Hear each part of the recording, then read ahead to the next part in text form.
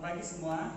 Puji Tuhan, pada pagi hari ini kita masih diberi kesempatan oleh Tuhan untuk memulai aktivitas kita pada pagi hari ini.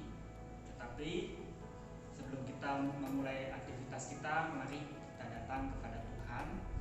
Kita mohon pimpinannya, kita mohon kuasanya menaungi kita lewat firman-Nya yang akan kita baca dan renungkan sebentar. Sebelum kita merenungkan firman Tuhan, mari kita angkat satu pujian. Tuhan, inilah hidup.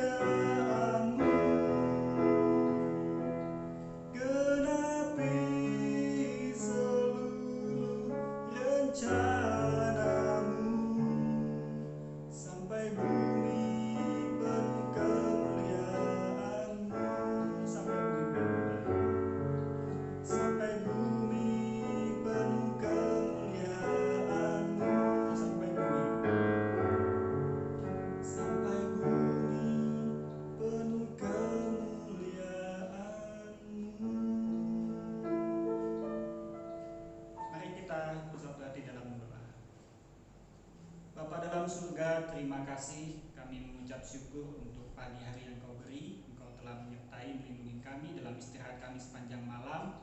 Hari demi hari kami merasakan pemeliharaan Tuhan, kasih setia Tuhan yang tidak pernah berhenti dalam hidup kami.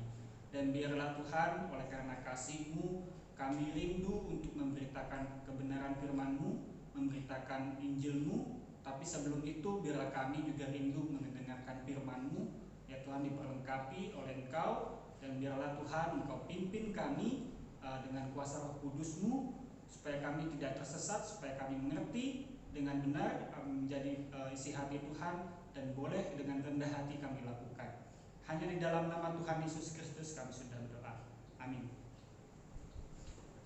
Pembacaan firman Tuhan kita pada pagi hari ini adalah di dalam Roma 1. Kita buka di Roma 1 ayat 8 sampai 15. Roma 1 ayat 8 sampai 15. Aku akan bacakan. Dalam berikut Paulus ingin ke Roma. Pertama-tama, aku mengucap syukur kepada Allahku oleh Yesus Kristus atas kamu sekalian, sebab telah tersiar kabar tentang imanmu di seluruh dunia. Karena Allah yang kulayani dengan segenap hatiku dalam pemberitaan Injil anaknya adalah saksiku bahwa dalam doaku aku selalu mengingat kamu. Aku berdoa semoga dengan kehendak Allah aku akhirnya beroleh kesempatan untuk mengunjungi kamu. Sebab aku ingin melihat kamu untuk memberikan karunia rohani kepadamu guna menguatkan kamu. Yaitu supaya aku ada di antara kamu dan turut terhibur oleh iman kita bersama, baik oleh imanmu maupun oleh imanku. Saudara-saudara, aku mau supaya kamu mengetahui bahwa aku telah sering berniat untuk datang kepadamu, tetapi hingga kini aku selalu terhalang, agar di tengah-tengahmu aku menemukan buah, seperti juga di tengah-tengah bangsa bukan Yahudi yang lain. Aku berhutang baik kepada orang Yunani maupun kepada orang bukan Yunani, baik kepada orang terpelajar maupun kepada orang yang tidak terpelajar. Itulah sebabnya aku ingin memberitakan Injil kepada kamu juga yang diam di Roma. Ya, renungan firman Tuhan kita pada pagi hari ini memberitakan Injil lewat kata dan perbuatan. Jadi dalam konteks pembacaan firman Tuhan ini kita melihat bahwa Paulus memiliki keinginan yang besar untuk memberitakan Injil lewat kehadirannya. Paulus menyadari bahwa pemberitaan Injil itu lebih optimal jika dilakukan secara holistik melalui perkataan, kehadiran, perbuatan, atau teladan yang nyata. Kota Roma adalah pusat pemerintahan kebudayaan Romawi. Memberitakan Injil di Roma merupakan hal yang sangat penting. Kenapa? Karena jika orang Roma bisa menerima Injil, maka pintu penginjilan akan terbuka bagi seluruh dunia. Itu sebabnya Paulus berusaha memberitakan Injil di Roma dengan sungguh-sungguh supaya makin banyak orang Roma dapat menerima Yesus Kristus sebagai juru selamatnya.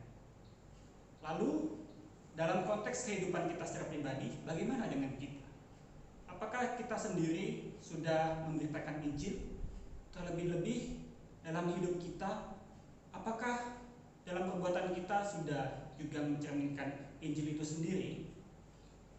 Teman-teman, supaya kita bisa memberitakan Injil, maka kita perlu paham betul dan juga mengalami Injil itu sendiri. Jadi apa sebenarnya Injil itu? Kita harus paham bahwa Injil itu adalah berita keselamatan, kabar baik bahwa Tuhan Yesus, Tuhan dan Juru Selamat kita, Dia yang merendahkan dirinya datang ke dunia untuk menebus dosa-dosa kita oleh karena kasih-Nya yang begitu besar bagi kita. Apakah teman-teman merasakan ini dalam kehidupan pribadi? Apakah teman-teman percaya bahwa Tuhan Yesus datang untuk teman-teman sekalian, untuk menebus dosa yang kita tidak berdaya olehnya setiap hari kita melakukan dosa? Jika teman-teman sudah menjawab sudah, pertanyaan selanjutnya, apakah teman-teman menghidupi Injil itu dengan teman-teman sudah saling mengampuni, saling memaafkan satu sama lain jika ada teman ataupun saudara kita ataupun papa mama kita berbuat salah? Apakah teman-teman sudah mengasihi seperti Tuhan mengasihi teman-teman sebagai bentuk memberitakan Injil melalui perbuatan? Nah, kiranya ini sebagai peringatan bagi kita, sebagai refleksi juga bagi kita. Mari kita sebagai orang percaya, kita mengerti, kita mengalami secara pribadi Injil itu sendiri, lalu kita bisa beritakan Injil itu lewat kata, lewat perbuatan kita, sesuai dengan amanat agung yang Tuhan sudah nyatakan dalam hidup kita. Sedemikian jauh renungan firman Tuhan pada pagi hari ini. Mari kita bersatu dalam doa. Tuhan Yesus, terima kasih kami sudah merenungkan firman-Mu.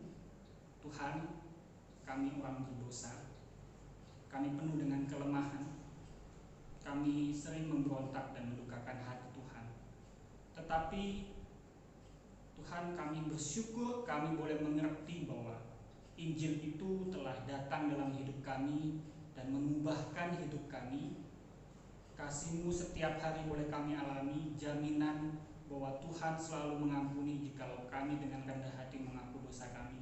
Itulah berkat terbesar dalam kehidupan kami. Dan biarlah Tuhan kami memiliki hati yang rindu untuk membagikan berkat yang terbesar itu kepada keluarga kami, kepada teman-teman kami, orang-orang di sekitar kami. Dan biarlah Tuhan tidak hanya lewat perkataan, tetapi juga lewat perbuatan sebagai identitas kami sebagai orang percaya pada Tuhan. Tuhan, kami terbatas dalam memberitakan firman Tuhan, bukan karena kemampuan kami, tetapi biarlah hanya karena Roh Kudus yang bekerja dalam hidup kami boleh memberitakan Injil-Mu di waktu yang Tuhan sudah rencanakan, di saat yang dan dengan kemampuan yang sudah Tuhan berikan. Biarlah itu kami digunakan dengan sebaik mungkin hidup kami bagi kemuliaan nama Tuhan. Kami serahkan pembelajaran dan waktu kami hari ini ke dalam tangan Tuhan. Biarlah Tuhan memelihara dan menyertai kami. Hanya dalam nama Tuhan Yesus kami sudah berdoa.